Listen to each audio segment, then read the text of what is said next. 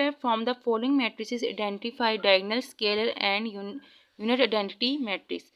हमारे सामने ए to E matrix है। अब हमने बताना है कि डायगोनल मैट्रिक्स कौन सी होती हैं, स्केलर मैट्रिक्स कौन सी होती हैं और आइडेंटिटी मैट्रिक्स कौन सी होती हैं। ये तीन मैट्रिक्स हैं, ठीक है। हमने इसमें से हमें एक का पता है, दो का नहीं पता है, डायगोनल्स का और स्केलर का हमें नहीं पता, ठीक है।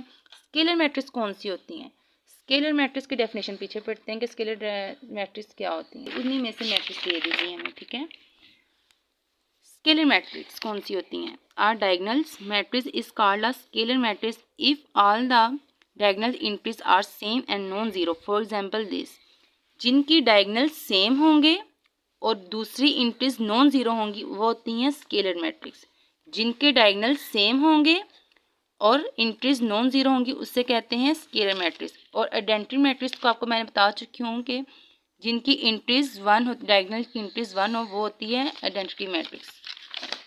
और डायगोनल मैट्रिक्स कौन से होते हैं? डायगोनल मैट्रिक्स की डेफिनेशन पढ़ लेते हैं। A scalar matrix A is called a diagonal matrix it at least any one of the entries of its diagonals is not zero and non diagonal entries are zero.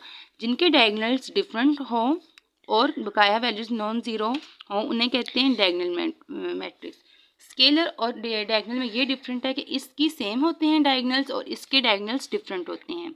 Diagonals के matrix जो उनसे होते हैं ना diagonals, वो different होते हैं और स्केलर के डायगोनल सेम होते हैं, ठीक है।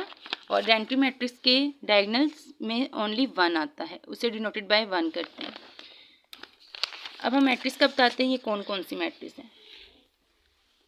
फर्स्ट ए मैट्रिक्स हमें दे दी गई हुई है। मैंने आपको बताया था जिनके डायगोनल सेम हो और एंट्रीज नॉन जीरो हो उससे कहते हैं स्केलर मैट्रिक्स। जिनके डायगोनल्स सेम हो और एंट्रीज नॉन जीरो हो उससे कहते हैं scalar matrix. Matrix B is a diagonal matrix because, क्योंकि इनकी डायगोनल्स डिफरेंट हैं और वैल्यूज एंट्रीज नॉन जीरो हैं, ठीक है।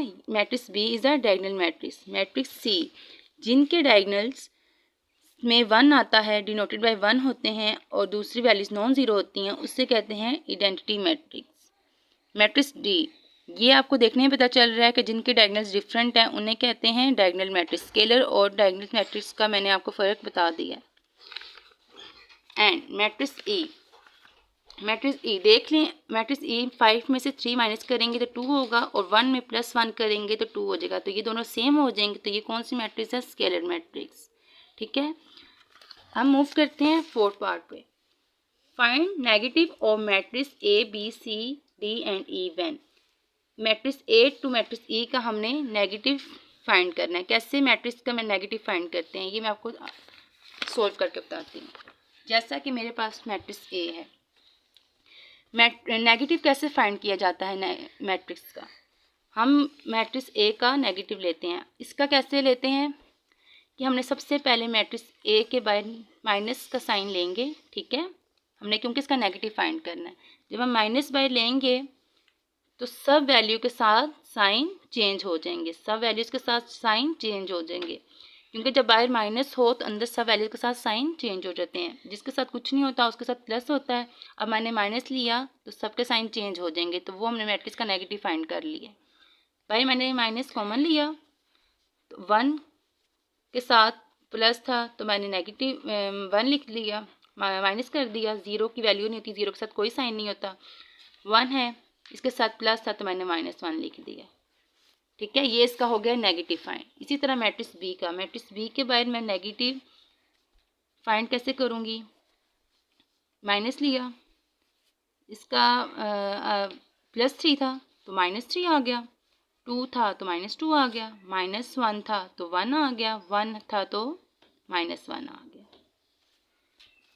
मैट्रिक्स सी का नेगेटिव कैसे फाइंड करेंगे? +2 था तो -2 में कन्वर्ट हो गया, +3 था तो -3 में कन्वर्ट हो गया, +6 था तो -6 में कन्वर्ट हो गया, +2 था तो -2 में कन्वर्ट हो गया। ये इसका हो गया नेगेटिव फाइंड। मैट्रिक्स डी का कैसे नेगेटिव फाइंड करना है?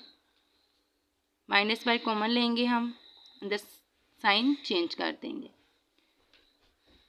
3 माइनस था तो प्लस हो जाएगा, -4 था तो +4 हो जाएगा, 2 था तो -2 हो जाएगा, 5 था तो -5 हो जाएगा।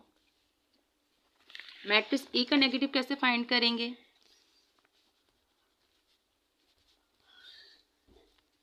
+1 है तो -1 हो जाएगा, +2 है तो -2 हो जाएगा,